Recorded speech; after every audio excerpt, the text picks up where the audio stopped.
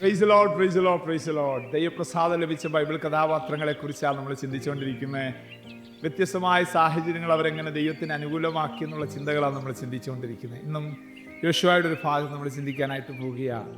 യോശുവയെ വ്യത്യസ്തമായൊരു ദൗത്യം ഏൽപ്പിച്ചതും ആ ദൗത്യം എങ്ങനെ അവനത് പൂർത്തിയാക്കി എന്നുള്ളത് നമ്മൾ ചിന്തിക്കാൻ പോകുന്നു. യോശുവയുടെ പുസ്തകം 10-ാമത്തെ അധ്യായം 12, 13, 14 വാക്യം. എന്നാൽ യഹോവ അമോര്യരെ ഇസ്രായേൽ മക്കളുടെ കയ്യിൽ ഏൽപ്പിച്ചു കൊടുത്ത ദിവസം യോശുവ യഹോവയോട് സംസാരിച്ചു. ഇസ്രായേൽ മക്കൾ കേൾക്കെ, സൂര്യ നീ ഗിബിയോനിലും ചന്ദ്ര നീ അയ്യാലും താഴ്വരയിൽ നിൽക്കുക എന്ന് പറഞ്ഞു. ജനം തങ്ങളെ ശത്രുക്കളോട് പ്രതികാരം ചെയ്യുവോളം സൂര്യൻ നിന്നു, ചന്ദ്രൻ നിശ്ചലമായി. ശൂരന്മാരുടെ പുസ്തകത്തിൽ ഇങ്ങനെ എഴുതിയിരിക്കുന്നുവല്ലോ, ഇങ്ങനെ സൂര്യൻ ആകാശമധ്യ ഒരു ദിവസം മുഴുവൻ അസ്തമിക്കാതെ നിന്നു.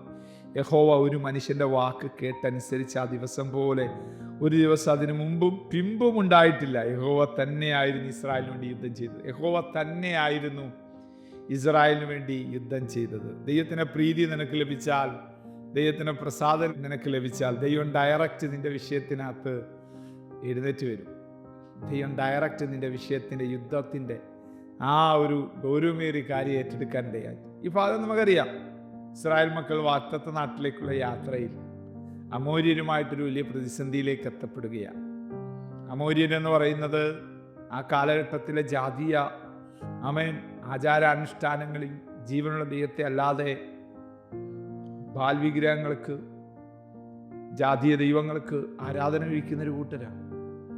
ആ കാലഘട്ടത്തിൽ എല്ലാ ജാതീയ ശക്തികളെയും തുടച്ചു മാറ്റിക്കൊണ്ടാണ് യാഹുവെ രംഗപ്രവേശനം ചെയ്യുന്നത്.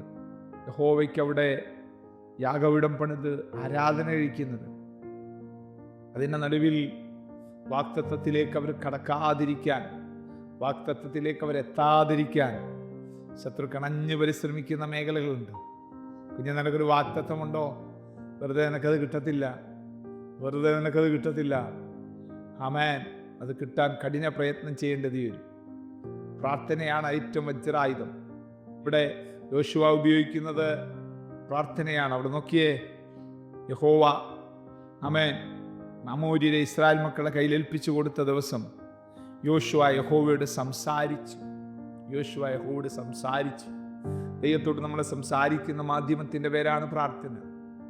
ഗൗരവമേറിയ പ്രാർത്ഥനാ ശബ്ദങ്ങൾ നിന്റെ അന്തരാത്മാവിൽ നിന്ന് നിയോഗത്തോടെ കൈമാറാൻ തയ്യാറായാൽ സൂര്യൻ നിശ്ചലമായി മാറും, ചന്ദ്രൻ നിശ്ചലമായി മാറും. നിന്റെ നാള് പറഞ്ഞ് പേര് പറഞ്ഞു വരുന്ന ശക്തികൾ ചലിക്കാൻ പറ്റാതെ വരും.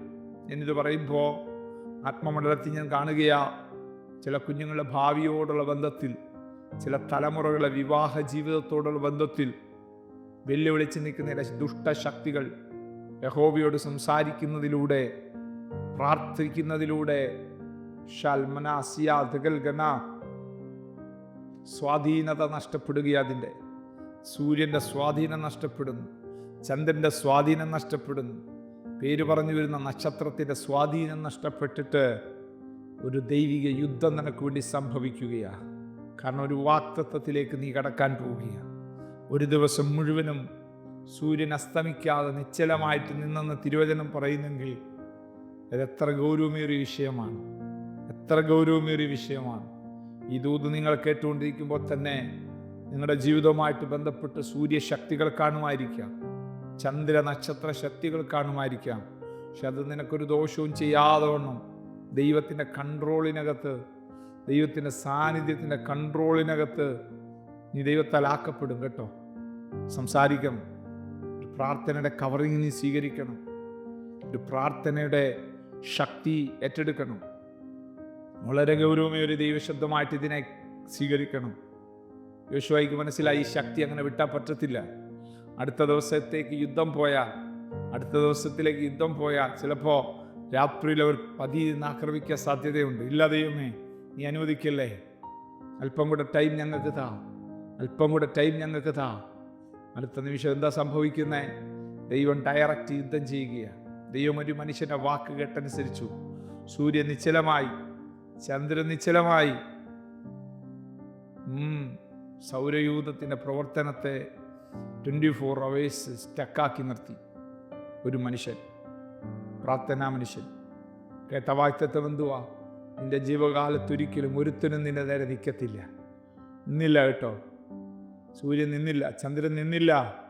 ആ മനുഷ്യനോട് ഈ ദൈവ യുദ്ധം ചെയ്തെങ്കിൽ കുഞ്ഞെ, നീ ഈ തലമുറയിലെ യോശുവായാന്ന്. നിനക്ക് വേണ്ടി ദൈവ യുദ്ധം ചെയ്യാൻ ആഗ്രഹിക്കുകയാണ്. ദൈവത്തോട് സംസാരിക്കാമോ? പ്രാർത്ഥനയോട് ദൈവത്തോട് സംസാരിക്കാമോ? നിശ്ചയമായിട്ട് എൻ്റെ റിസൾട്ട് ഭയങ്കരമായിരിക്കും. കണ്ണടയ്ക്കാൻ പ്രാർത്ഥിക്കാം. വളരെ ഗൗരവമേറിയ ദൈവിക ദൂതുകൾ കർത്താവേ ഈ പ്രഭാതത്തിൽ ആഴമായിട്ട് ഞങ്ങൾക്ക് ചിന്തിപ്പാനങ്ങ് തന്ന സാവകാശത്തിനായിട്ട് സ്തോത്രം.